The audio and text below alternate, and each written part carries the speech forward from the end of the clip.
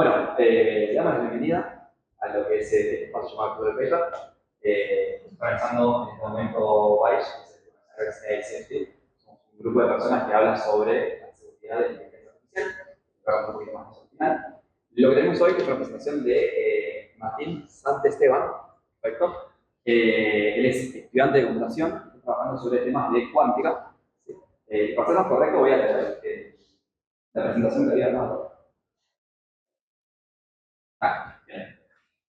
Se van haciendo cosas de cuántica, es miembro de un proyecto de consultoría por parte del ICC para el Q99. Claro, para un emprendimiento que se llama Q99. Un emprendimiento llamado Q99, donde se construyen herramientas de generación de grafos de conocimiento y se desarrollan modelos predictivos sobre ellos utilizando circuitos racionales cuánticos, que es de lo que vas a hablar más o menos hoy. Sí, ese es lo de ahora. Esta presentación también se hizo en lo que sería el Simposio Argentino de Computación Cuántica de la Jornada Argentina de Informática, o sea, la JAIO, esto fue este año. Sí. Vamos a tener la mía presentación, un lujo. Y además hablas de programador en un emprendimiento. Así que eso, creo que eso resume más o menos todo lo que haces de tu vida. Sí, muchas gracias. Bueno, desde ya, muchas gracias por venir y el escenario es tuyo. Bueno. Hola, ¿cómo andan? No sé bien si uno nunca sabe cómo empezar estas cosas, pero sí, vamos a hablar de embeddings de grafos de conocimiento basados en algoritmos cuánticos variacionales. Para eso, primero vamos a ir parte por parte, en el sentido de qué es un grafo de conocimiento. Un grafo de conocimiento es un grafo dirigido con etiquetas, o sea, tenés un conjunto de entidades, que serían los nodos, un conjunto de relaciones, que por ejemplo en este caso las entidades son Alicia, Da Vinci, Mona Lisa, y las relaciones son Pinto, le interesa, fue a. Entonces un grafo de conocimiento va a estar definido directamente por el conjunto de entidades, el conjunto de relaciones, el conjunto de triplas, por ejemplo. O sea, bueno, una tripla va a estar constituida por dos entidades y la relación que las relaciona, valga la redundancia. Por ejemplo, Da Vinci pintó a la Mona Lisa, va a ser una tripla. Y vamos a usar el grafo de conocimiento básicamente como base de conocimiento. O sea, vos hoy en día quizás están poniendo un poco de moda que en lugar de usar bases de datos relacionales, en lugar de usar tablas, se usa un grafo de conocimiento. Y se intenta homogeneizar toda la información en una sola abstracción, que son estos grafos. Para eso, bueno, está Neo4j como herramienta, que tiene un montón de cosas, tienen de extracción de grafo de conocimiento a partir de data no estructurada. Pero sí, se están poniendo un poco de moda, así que en el proyecto la idea es justamente hacer una herramienta que extraiga los grafos, después tratar de predecir cosas usando como base de conocimiento al grafo. Así que, bueno, primero la siguiente herramienta que necesitamos son los embeddings. Imagino que acá ya sabe, o sea, de embeddings ya deben haber presentado 500 veces, pero para la gente que no sepa, y porque tengo que llegar la hora, así que lo voy a dar igual, un embedding es básicamente una representación vectorial de algún objeto. Por ejemplo, en embeddings sobre procesamiento del lenguaje natural, vos buscas embeddings de palabras o de oraciones, hay un montón de cosas distintas, pero lo importante es que es una representación vectorial que intenta mantener la información semántica del objeto. Entonces, dos objetos que son muy parecidos deberían tener embeddings parecidos o cercanos con respecto a alguna medida, y dos objetos que son muy distintos, como perro y camión, deberían tener embeddings muy lejanos, muy distintos. Vamos a usar los embeddings para intentar aprender representaciones de las entidades y de las relaciones dentro de nuestro grafo para después hacer predicciones. Entonces ahí ya son dos de las tres cosas que necesitamos. Para generar un modelo de embeddings predictivo sobre un grafo de conocimiento, la idea es, bueno, parto del grafo de conocimiento, trato de entrenar un modelo de embeddings, y ¿qué ingredientes necesito? Es básicamente, necesito una forma de representar las entidades con estos embeddings. Tengo que tomar una decisión de diseño de cómo quiero que las entidades dentro del grafo estén representadas con los vectores. Pues hay distintos modelos, unos que usan matrices, otros que usan vectores directamente, unos que hay de todo. También necesitas tomar la decisión de cómo quiero representar las relaciones. Y por último, existe la función de score. La función de score lo que intenta hacer es medir la plausibilidad de que una tripla forme parte de tu base de conocimiento. Es decir, si yo tengo dos entidades y tengo sus embeddings y quiero ver como una relación y quiero ver qué tan plausible es esa tripla en mi grafo de conocimiento, voy a intentar que la función de score sea máxima para esta tripla. Y si esta tripla ya el modelo aprendió que esta tripla no se puede dar en todo ese conocimiento, la idea es que te diga que no y sea negativo y se minimice. Entonces, en este ejemplito, por ejemplo, tenemos que Alicia conoce a Bob y que Bob conoce a Carla. Entonces, uno, en función a la semántica de la relación conoce a, uno supondría que por transitividad Alicia va a conocer a Carla, y nos gustaría que el modelo de embeddings aprenda que la plausibilidad de la tripla Alicia, conoce a, Carla, sea máxima. Entonces queremos que mida la plausibilidad de una tripla. Y por último necesitas una función de pérdida. Como todo modelo de Machine Learning, queremos minimizar una pérdida y la función de pérdida va a estar en función a la función de score. Entonces, triplas que son positivas, queremos que la función de pérdida aprenda, queremos que la función de pérdida aprenda los pesos del modelo para justamente aprender las representaciones y minimizar la pérdida. Ahí dijo cualquier cosa, pero vamos a seguir adelante, haciendo como que no pasa nada. Hay muchos modelos de embedding sobre grafos de conocimiento. Estos son los más básicos. O sea, Trance ya estaban por ahí en 2011, desde la década anterior. Acá no hay nada de LLMs ni de redes neuronales muy profundas. Acá es por donde se arrancó, básicamente. La idea es, cuando hablemos después de los circuitos cuánticos, vamos a estar comparando con estos modelos por cuestión de escala. Vos podés comparar por ahora la cuántica con estos modelos de embeddings más básicos. El modelo más fácil de explicar, básicamente, o el conjunto de modelos, son los translacionales. Ahí eso lo estoy traduciendo, así que puede ser que esté diciendo cualquier cosa, pero son los que la idea es hacer una transición. Pero a ver, en este ejemplito, por ejemplo, tenés en la primera columna los modelos, en la segunda cómo se decide representar a las entidades, o sea, el embedding de las entidades. Por ejemplo, en trans-E, el primero de todos, tenés que H y T están representados por un vector real de dimensión D. Y la segunda decisión que habíamos dicho que tenemos que tomar es cómo represento las relaciones. Trans-E dice, bueno, una relación también es un vector de dimensión D. No es muy... No hay un cambio entre las entidades y las relaciones. Modelos más complicados, por ejemplo, Rescal decide usar una matriz de D por D, pero la idea es exponer un poco las decisiones que habíamos dicho que hay que tomar. Lo otro que había que tomar es la función de score. Hay que decidir cuál es la función que uso para medir plausibilidad dentro del modelo. Trans-E, por ejemplo, dice, mira, yo tengo un vector que es H, ¿no? Es un vector de dimensión D real. Tengo un vector H. Yo quiero que si tengo una tripla que es válida, o sea, que ya estoy aprendiendo en mi modelo, que ya forma parte de mi base de conocimiento, quiero que el vector de H más el vector de R caiga cerca del vector de T, o sea, de la cola de la tripla, del nodo de llegada.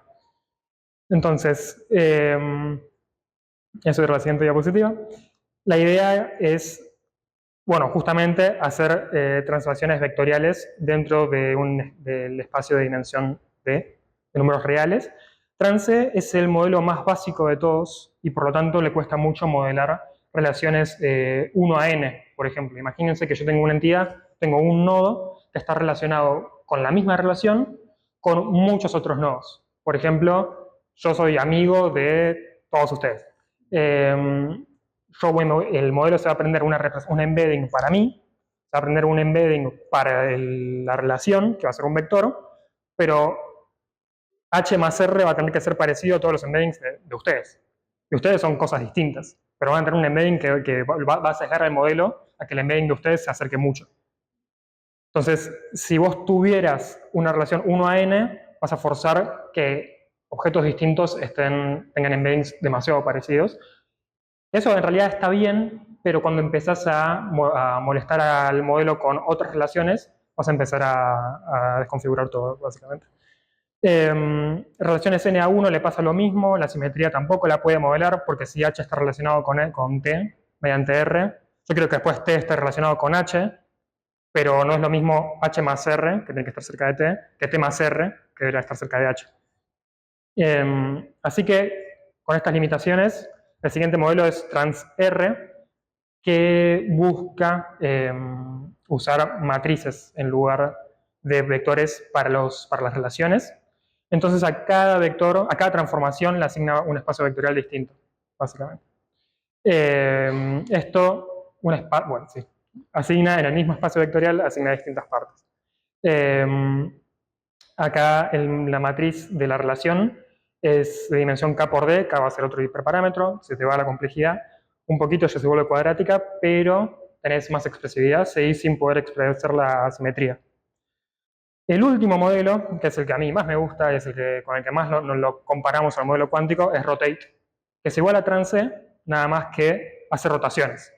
La gran diferencia es que al poder hacer rotaciones vas a poder modelar simetría y transitividad. Porque si H, por ejemplo, estaba relacionado con T mediante R, y R te rota el vector, después cuando quiero rotar a T, también vuelvo para atrás, digamos, y estoy cerca de H. Entonces de repente tiene más expresividad. Rotate es el modelo más expresivo de los viejos. Y además... Sí, perdón. Seguimos representando a las entidades con vectores de dimensión D. El vector va a ser complejo. O sea, cada elemento del vector va a ser un número complejo. Las relaciones son rotaciones. Es un vector nada más que te rota elemento por elemento al número complejo. Entonces, cuando vos tenés una relación que es válida, tengo a H, R y T, que está en mi base de conocimiento y quiero aprendérmela, lo que hago es agarro a H, que va a ser un vector, yo pongo la manito así porque para mí es un vector, digamos, lo roto y trato de que caiga cerca de T. Entonces, la función de score va a ser de nuevo la distancia euclidiana y voy a poder modelar simetría porque puedo rotar de T a R, de T a H y de H a T mediante la misma rotación. Y ahora lo que nos faltaba es la parte de, bueno, ¿y dónde está la computación cuántica? Lo divertido, básicamente, es que vos en la computación clásica tenés como unidad básica de información el bit. Un bit siempre está en uno de dos estados, es un 0 o un 1, y yo solo pienso en el estado de un bit, no hay nada más de complicado. El bit está en dos valores y ya está. Con los qubits, que es la unidad básica de información en la computación cuántica, cambia eso porque puede estar en infinitos estados. Puede estar en 0, en 1 o en una superposición. Que esté en una superposición significa que su estado lo puedo representar como combinación lineal compleja de los estados base, o sea, del 0 o el 1.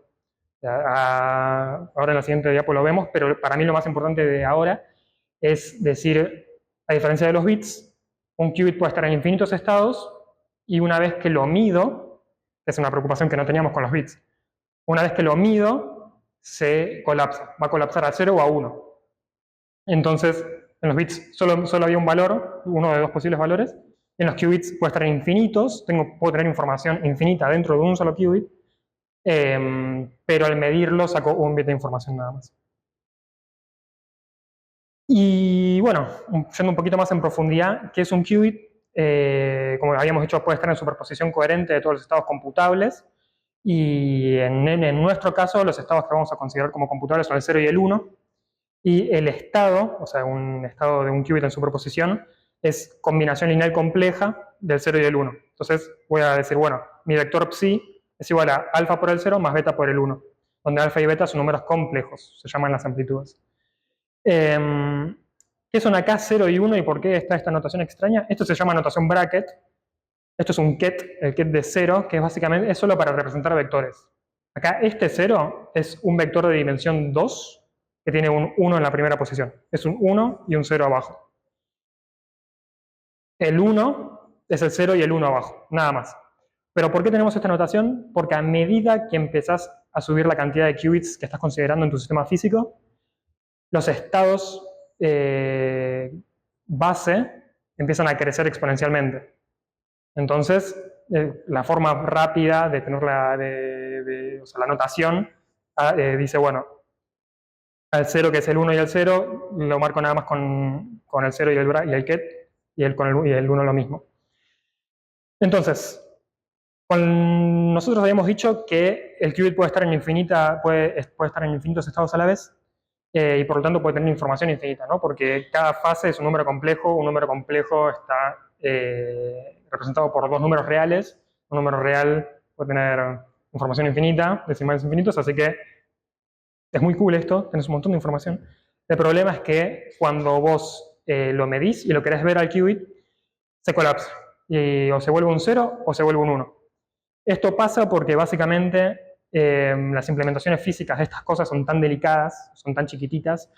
Por ejemplo, un qubit puede ser el spin de un electrón. El simple hecho de verlo hace que básicamente interactúes con el medio. Y una vez que interactúa le das energía y colapsa. Entonces, como que vos lo ves, le tirás un fotón, con solo verlo ya estás tirando un fotón, la energía del fotón hace que colapse el qubit. Entonces se polariza. Si antes estaba en una superposición, estaba con 50% de chance de que sea un 0 y un 50% de chance de que sea un 1, vos lo ves y de repente es un 0 o un 1 y no sacás más información de la superposición. Entonces, bueno, acá la regla de Born, que es que vos, si yo tengo mi estado en superposición, la probabilidad que colapse a 0 después de medirlo está dado por la norma de la amplitud al cuadrado, el módulo de la amplitud al cuadrado, y lo mismo con el 1. Así que por eso tenés la restricción de que alfa al cuadrado más beta al cuadrado te tiene que dar 1, porque al final son probabilidades. Vos, esto es una forma de visualizar los qubits, podés, usando coordenadas polares, podés visualizar los qubits en una esfera, que se llama la esfera de Bloch, que tiene el 0 arriba y el 1 abajo. Y en todas las demás dimensiones vas a tener los autovalores de unas matrices de Pauli que son súper importantes, pero ahora no nos importan. Pero por ejemplo, miren, acá, si vos en la esfera de Bloch, el estado que está relacionado a estar polarizado no puedo hablar. El estado que está relacionado a tener 50% de chance de que cuando lo mías es 0 y 50% de chance de que cuando lo mías es 1, está de este lado en X. Así que eso es la representación de Bloch, la esfera de Bloch. Y vos, una vez que querés empezar a operar con los qubits, contás con un conjunto de compuertas. Las compuertas son básicamente transformaciones físicas que se pueden modelar con matrices.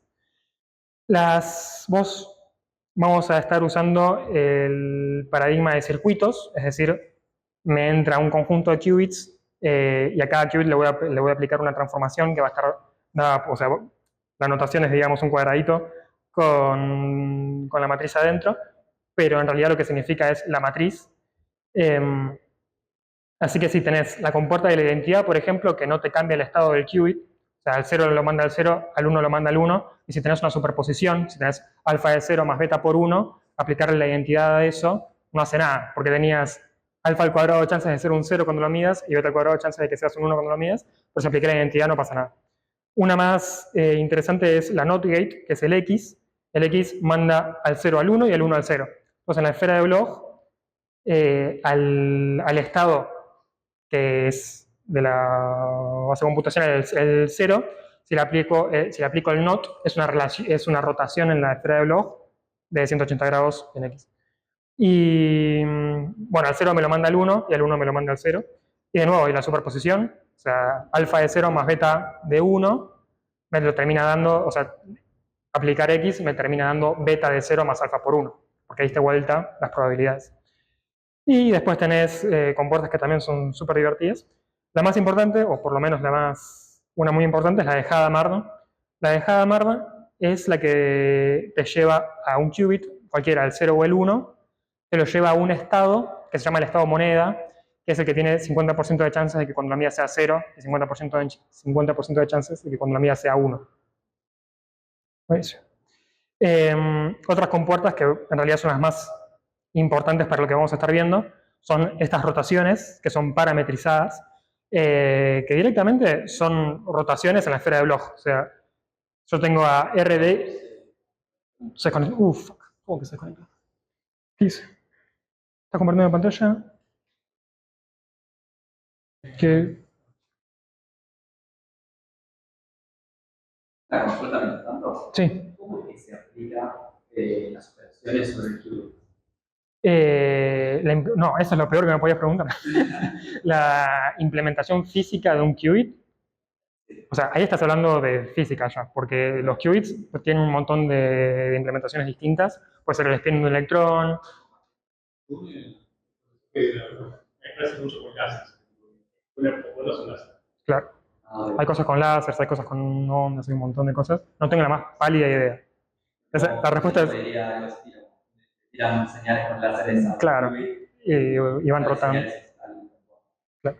O sea, cada compuerta depende de la implementación que tenés, puede ser láseres o otras cosas, no sé, fotones. A priori, para el computólogo, digamos, nos abstraemos completamente. Para nosotros es una caja negra, son matrices, y tratar de hacer algoritmos con esto, pero no tengo idea de qué otras implementaciones hay, como para darte un ejemplo más concreto. Sí, sí, obvio. Tenés fe en que esto anda. Sí, sí. Así que tenés las rotaciones en X, en Y y en Z, que son rotaciones en la esfera del Bro, por un ángulo. Entonces es la forma más genérica de decir, existen matrices, existen transformaciones que te dejan hacer la rotación para el lado que quieras, en el sentido que quieras, directamente dentro de la esfera de Bloch, y son parametrizadas. Entonces ahí empiezan a aparecer los parámetros, los embeddings que queríamos aprender. Hasta ahora estuvimos hablando siempre de un qubit, pero vos podés tener sistemas físicos con muchos qubits, ¿no? Y vos cuando tenés muchos qubits, el estado del sistema va a ser el producto tensorial entre los estados de los subsistemas. Entonces, por ejemplo, si teníamos a alfa en superposición, a psi en superposición y a phi en superposición, el estado del sistema al final va a ser el producto tensorial entre las dos superposiciones, que te termina dando un vector, pero fíjense que ahora en lugar de tener como bases al 0 y al 1, tenés al 0, 0, al 0, 1, al 1, 0 y al 1, 1. Estas son las bases computacionales de un sistema de 2 qubits. Entonces, fíjense que yo les había dicho antes que el 0 y el 1 eran vectores de dimensión 2. Ahora, el 0, 0 es un vector de dimensión 4. Es el 1, 0, 0, 0. El 0, 1 es el 0, 1, 0, 0. Puedo seguir así, pero lo divertido es decir, miren, el tamaño del vector creció exponencialmente con la cantidad de qubits. Tenés 2 qubits, pero el estado en superposición está descrito con vectores de dimensión 2 a la n, o sea, 2 al cuadrado. ¿Esto a qué va? A que vos estás explorando en superposición un espacio vectorial complejo de tamaño exponencial con tu cantidad de qubits cuando usas una computadora cuántica.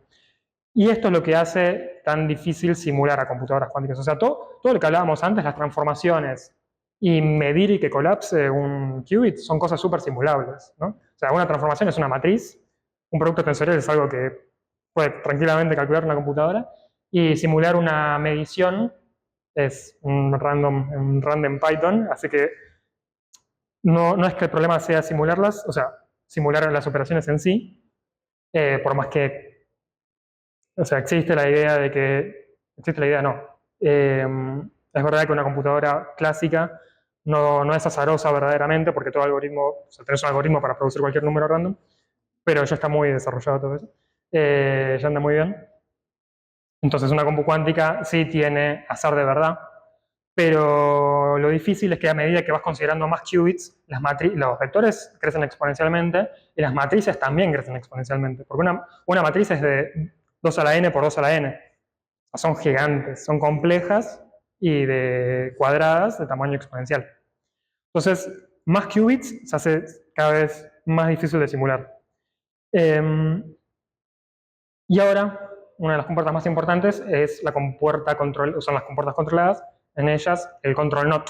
El control not niega a un qubit en función al valor de otro qubit.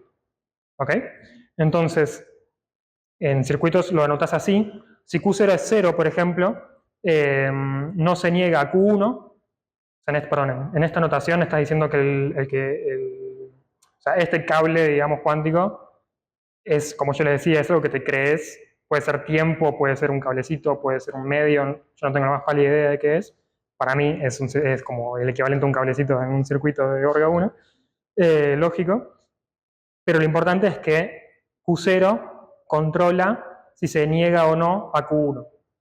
Entonces, si Q0 está en 0, no se le hace nada a Q1, ¿no? O sea, vean acá, en este estado, en la base computacional, al 0, 0 me lo manda al 0, 0, al 0, 1 me lo manda al 0, 1, pero si llega a estar en 1, sí lo niega. Entonces, al 1, 0 lo manda a 1, 1, y al 1, 1 lo manda al 1, 0.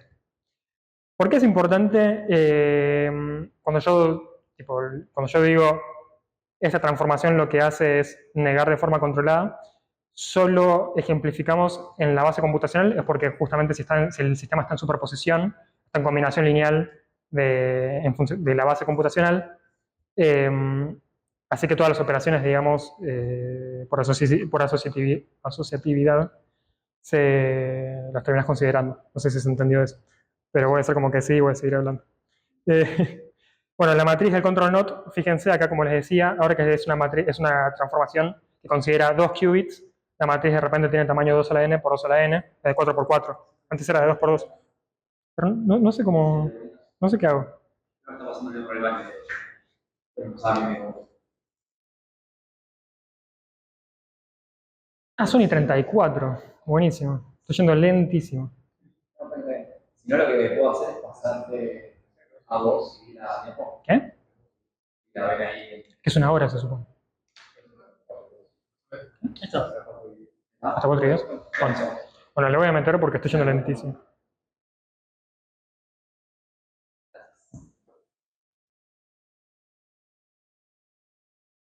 Hay un tema con los proyectores. Como las impresoras. ¿Cómo? Los computadores no se dan para hacer. Estos computólogos no saben qué hacer.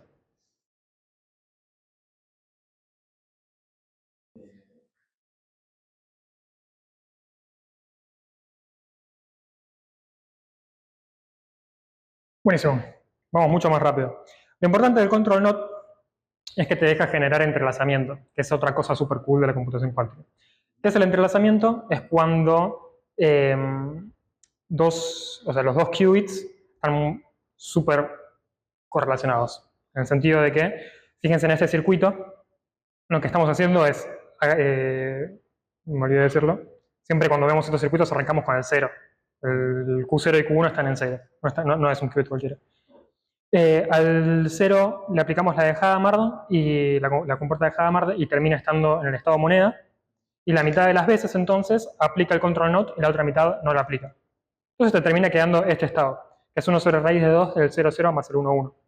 Ahora, fíjense esto. Este sistema físico, que está escrito por los dos subsistemas físicos, que son los dos qubits, te está diciendo que si yo mido, o sea, fíjense qué pasa si mido el primer qubit nada más. O sea, si tenemos este par de qubits, le aplicamos esta transformación. Yo me quedo con el primer qubit y vos, Lucas, te llevas el segundo. Y nos vamos requete lejos. Resulta que si yo mido el mío y está en 0, significa que colapsé a este estado, al 0, 0. Significa que vos tenés un 0 ahora. Pero vos no lo viste, no lo sabés todavía, pero colapsó tu qubit a 0. Porque el mío colapsó por medirlo. Y si mido un 1, el tuyo es un 1. Entonces, justamente, estos estados de Bell describen estos tipos de sistemas físicos y se los usa para hacer teleportación cuántica, para tratar de hacer comunicación, encripción, un montón de cosas. Pero, sí. Perdón, sí, entrelazamiento cuántico. Esto es algo que tiene la computación cuántica, que es muy loco, y nosotros lo vamos a estar considerando a la hora de hacer un circuito que aprenda los embeddings del grafo. Así que ahora arrancamos de nuevo, volvemos a embeddings y volvemos al grafo de conocimiento. Vamos a tratar de hacer un modelo de embeddings cuántico. Para eso vamos a combinar procesamiento cuántico, o sea, vamos a tratar de hacer la inferencia cuánticamente y vamos a hacer optimización clásica.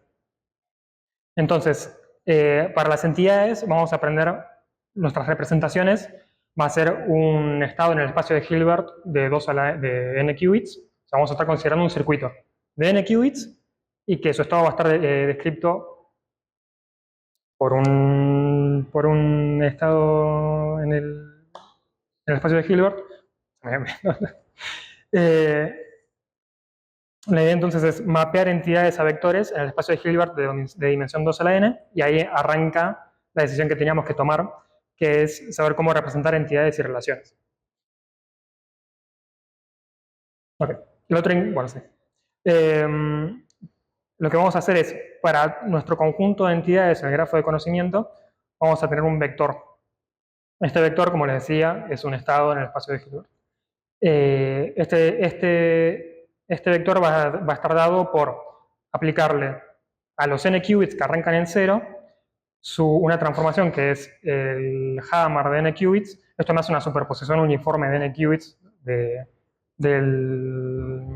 la base computacional de n qubits. Y le vamos a aplicar una transformación, que es básicamente correrlo en un circuito, que va a estar parametrizada. Y lo mismo para las relaciones, nada más que para las relaciones vamos a tener otra transformación, va a ser otra matriz que va a tener también su conjunto de parámetros. Entonces, cada entidad tiene su conjunto de parámetros, ese conjunto de parámetros van a ser rotaciones en un circuito que vamos a definir un poquito más tarde. Y lo mismo las relaciones. Entonces, por ejemplo, ahora hay que considerar la transformación que dijimos, eso significa considerar un circuito. Un circuito que estuvimos viendo es, arrancamos todo en 0 y aplicamos rotaciones parametrizadas en X y en Z. Hacemos una capa de rotaciones parametrizadas y después los control nodes para generar entrelazamiento, para que aparezcan cosas cool de la cuántica. Y después otra capa de rotaciones parametrizadas. Justamente para tratar de ganar en complejidad los modelos de embeddings clásicos, necesitamos que estos circuitos sean poco profundos, que tengan profundidad polinomial en tu cantidad de qubits. El segundo ingrediente que vamos a necesitar es definir una función de score. Así como los modelos de embeddings clásicos tenían su función de score, nosotros tenemos que definir una que lo que queremos que nos diga es qué tan parecido es el vector de la entidad que estamos considerando con el vector de la otra entidad que estamos considerando. Entonces, definimos un circuito para las entidades, definimos un circuito para las relaciones. Cada entidad va a tener su conjunto de parámetros y vamos a instanciar voy a saltar esto un poquito. Acá está. Es un conjunto de parámetros, ¿no? Cada entidad tiene a sus tita su entidad y a las relaciones tienen sus tita también. El pipeline de entrenamiento lo que va a querer hacer es, para cada tripla en mi grafo de conocimiento que es válida, la quiero aprender. Entonces, instancio el circuito. ¿Cómo lo instancio? Agarro a mi ansatz, agarro la transformación que estábamos considerando, o sea, significa agarro este circuito y instancio a los ángulos con los pesos, perdón, los ángulos que estaban asociados a la entidad que estoy considerando, o sea, a H. Lo mismo hago con la transformación de la relación y lo mismo hago con la transformación de los parámetros de la entidad cola. Ahora, una vez que instancié a mi circuito, queremos ver qué tan parecido es H, o sea, el vector, el estado de H transformado a partir de R, quiero ver qué tan parecido es a T. ¿Ok? ¿Se acuerdan que en los modelos anteriores tenían distancia euclidiana, querían que H más R te diera algo cercano a T? Acá estamos haciendo lo mismo. Es el vector de H, lo relaciono con la relación R, que es una transformación, y eso quiero que me caiga cerca de T, para mi conjunto de triplas que son verdaderas en mi grafo de conocimiento. Entonces, esa función de score te termina de definir el circuito y se da con estos estimadores de solapamiento. Acá, por ejemplo, este circuito lo que hace es, tiene n más 1 qubits, o sea, voy a estar considerando vectores de dimensión 2 a la n más 1, y cada entidad va a tener su estado dado por un vector de 2 a la n. Entonces, agarro, instancio al circuito, uso el ansatz de las entidades, lo instancio con los parámetros de H, agarro el ansatz de las relaciones y lo instancio con los parámetros de R, y quiero que este vector, el vector que estaría saliendo por acá, este estado, sea parecido al de hacerle lo mismo pero a t nada más, y no relacionarlo. Esto, al final lo que hace es, te da la función de score, que va a estar en función a la probabilidad de medir 0 en el qubit ancilla que agregué. Eso es medio extraño, pero este qubit ancilla es un qubit auxiliar. Lo que hace es, pasa por la Hadamard y es el estado moneda, ¿no? La mitad de las veces está en 0 y la otra mitad está en 1. Acá arrancan todos los nodos, todos los qubits de las entidades arrancan en 0. La mitad de las veces aplica esta transformación y la otra mitad de las veces no la aplica. Pero sí hace el complemento. La otra mitad de las veces aplica la transformación solo a t. Resulta que si vos medís a este qubit ancilla, la probabilidad de medir el 0 está en función a la función de score, que la función de score en este caso es la parte real del solapamiento. Ahora, si vemos que la probabilidad de medir 0 está en función a la función de score, lo que vamos a hacer es medir muchas veces el 0 y terminar estimando la función de score. Entonces, si esta es una tripla que es verdadera, quiero que yo al medir muchas veces esto, me maximice la función de score. Y si no es verdadera, quiero no maximizar.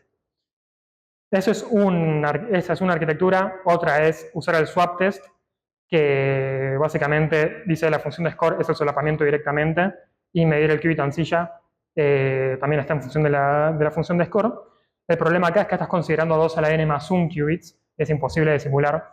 O sea, ya con 8 qubits en una 4070 de 8 GB puede llegar a tardar 12 horas, y acá estarías considerando el doble. Así que escala muy mal esto. Pero existe compute and compute, que es básicamente otra forma de estimar, que tiene la misma función de solapamiento, y la diferencia es que en vez de medir a solo un qubit ancilla, vas a medir a todos los qubits a la vez. Lo importante acá, para mí, es que es la complejidad. Ustedes fíjense que estamos midiendo la función de score. ¿Con qué complejidad? Polinomial en la cantidad de qubits, porque dijimos que las transformaciones que estamos aplicando, los ansatz, tienen profundidad polinomial. Va a ser polinomial en la cantidad de qubits. Entonces, con eso ya ganamos, porque los embeddings en sí son vectores exponenciales, son vectores de 2 a la n. Pero la complejidad de hacer la inferencia es polinomial en n. Así que en realidad le estás ganando, digamos, logarítmicamente a los embeddings anteriores, a los embeddings clásicos. El problema es que esto es un proceso estadístico, tenés que medir muchas veces para tratar de estimar una probabilidad. Así que si yo quiero medir con precisión sigma, por ejemplo, 10 a la menos 2, necesito repetir el experimento O de 1 sobre sigma al cuadrado veces. Entonces, ahí aparece un drawback muy grande. Esto solo te va a empezar a servir, digamos, cuando tengas un espacio de embeddings gigante y además necesites tener poca precisión. Recién ahí vas a empezar a ganarle a los embeddings clásicos. Entonces ahora de vuelta, viendo el pipeline de entrenamiento más desde arriba, fíjense que el pipeline es el mismo de siempre para Machine Learning. Tengo mi conjunto de parámetros y voy a ir iterando por las triplas de mi grafo de conocimiento. A cada tripla la instancio en el circuito, veo qué tan parecidos son los dos vectores, o sea, los dos estados asociados, y en función a qué tan parecido es, saco una función de score.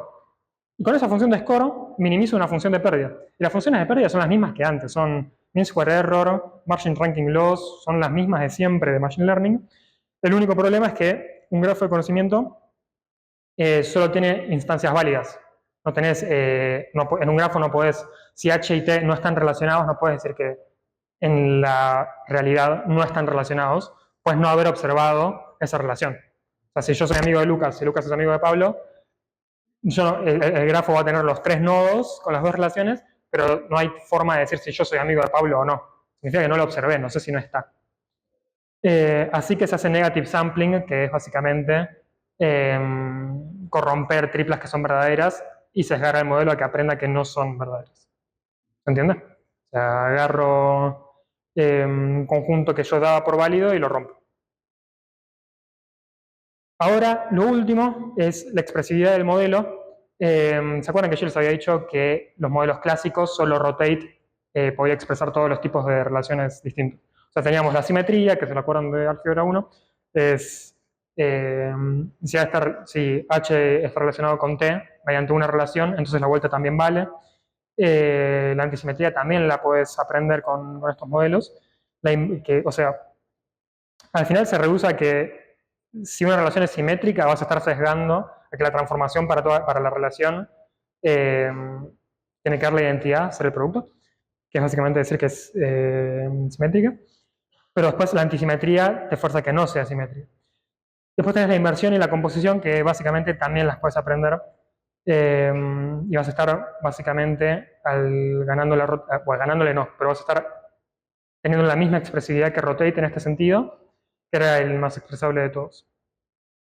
Pero resulta que hay un sistema de restricciones que un modelo cuántico puede aprender y rotate no. Que está, por ejemplo, acá. O sea, acá tenemos tres relaciones: amiga D, que es simétrica, y madre D, que es antisimétrica. La composición, el modelo cuántico, rotate no la puede aprender. Ahora estoy yendo rapidísimo, perdón, es que ya me di cuenta que... Sí, son 49.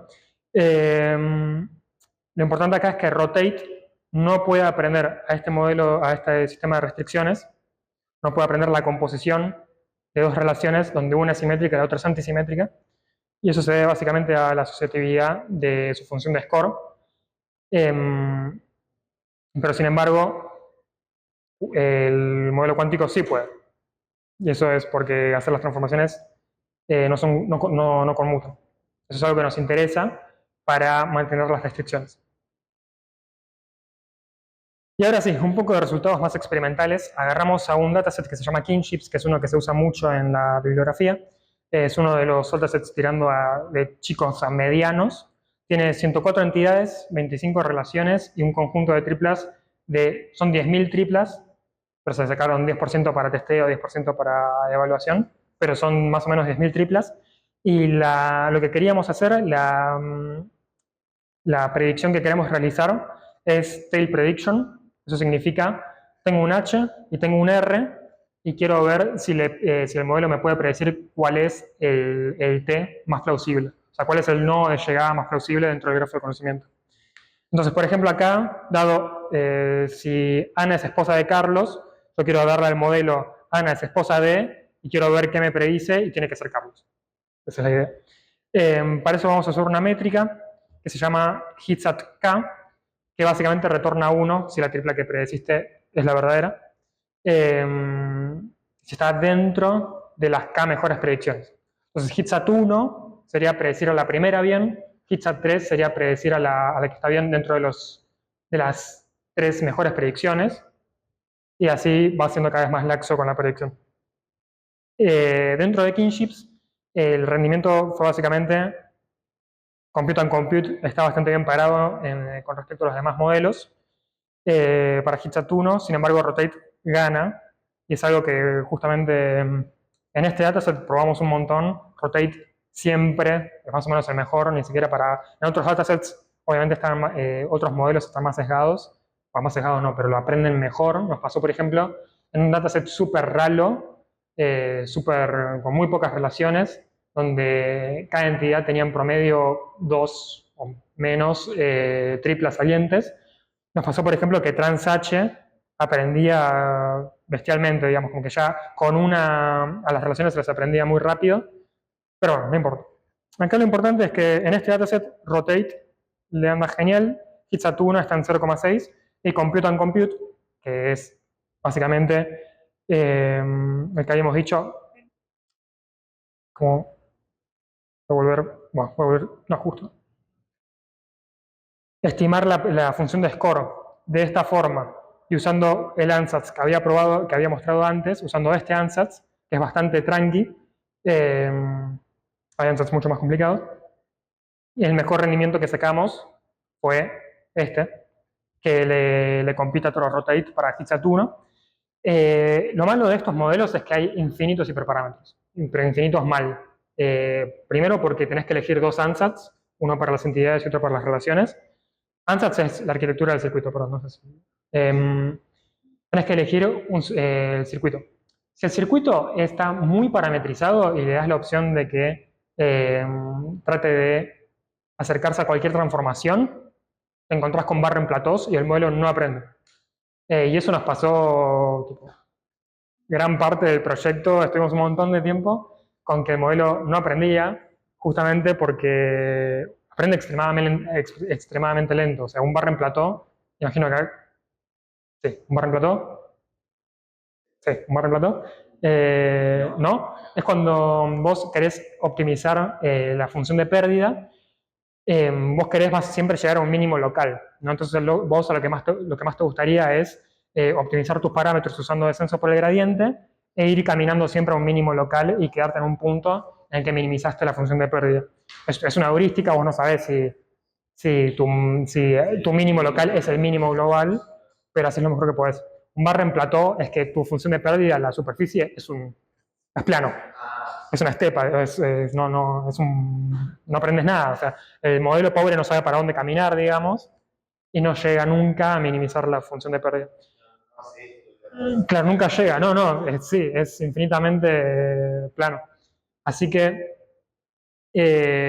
un breakthrough gigante que tuvimos, gracias a Dios, fue empezar a considerar como hiperparámetro la inicialización de las rotaciones y intentar que cuando inicializas los parámetros, tu ansatz para las entidades sea lo más parecido a la identidad posible. O sea, como arrancarlo en cero, no arrancarlo con cualquier matriz posible.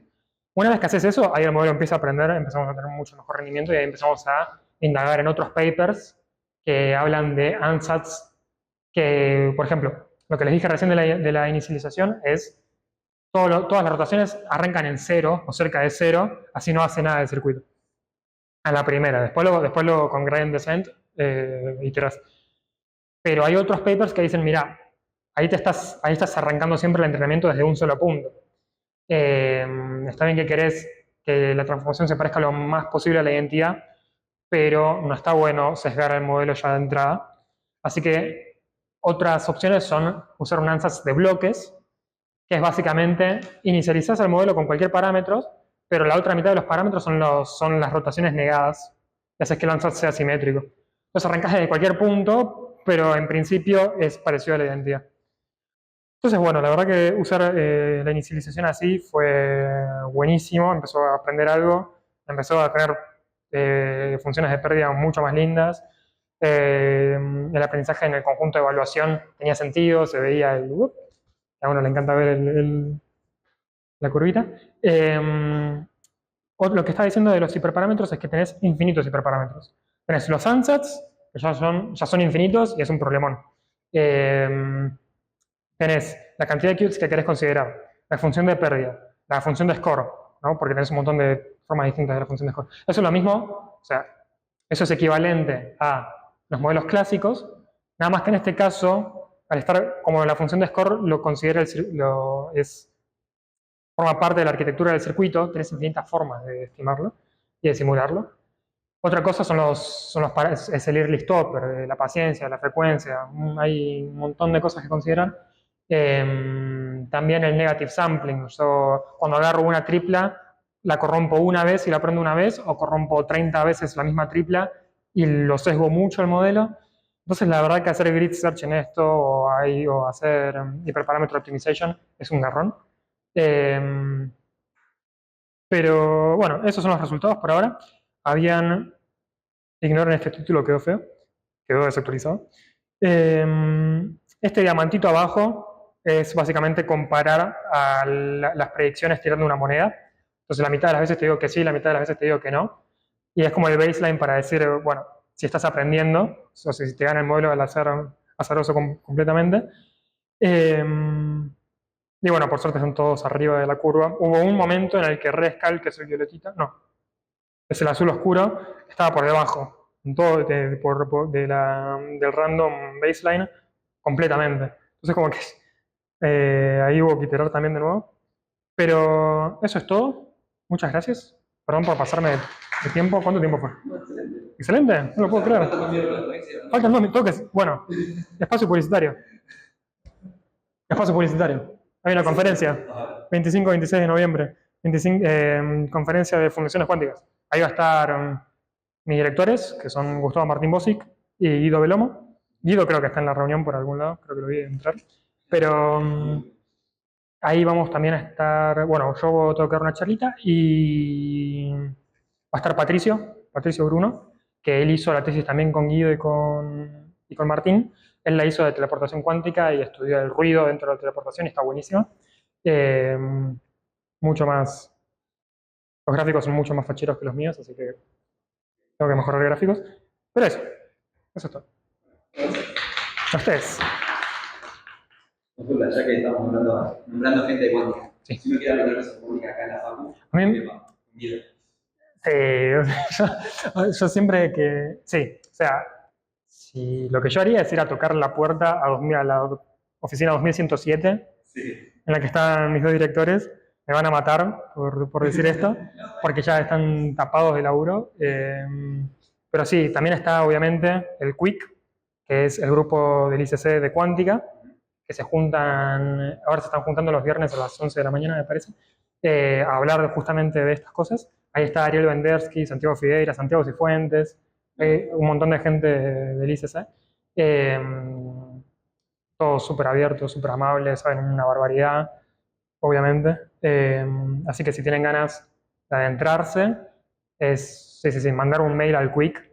Está el loguito en la primera diapositiva de todos. Quick. Ahí está. Quantum Information, Computation and Communication. Así que sí. Bueno, hago el cierre de la charla. Por favor. Nada, de vuelta, muchas gracias por venir. No, por haber gracias. explicado todo eso. Le perdí el miedo al simbolito este que aparece siempre en los papers de cuántica. Al KET, que es un vector nada más. Sí. Y nada, desear también muchas gracias a ustedes por venir, que ustedes están presentes también. Son 8 virtual, 4 presencial. Vamos bien, 10 personas. Y contarles también que este espacio hoy en día lo está organizando BAIS, que es el Buenos Aires AI Safety Hub, donde hablamos sobre temas de seguridad y comunicación. Algo bastante diferente, aunque quizás tiene algo que ver con lo que vimos hoy, con Bailings. Hasta ahí va. Y nada, invitarlos a que es uno de los espacios que tenemos en BAIS. Hoy en día tenemos 2 cursos, uno que es Fundamentals, donde hablamos sobre los fundamentos de la seguridad y la inteligencia y cuáles son los riesgos existenciales de la IA que se tienen hoy en día. Y después un workshop donde realizamos papers sobre seguridad de inteligencia artificial. Si alguno se quiere sumar, si no está interesado, pueden buscar nuestro GitHub, que es Baix.Argentina, o nuestra página de internet, que es baix.com. Y muchas gracias. A ustedes por aguantarme.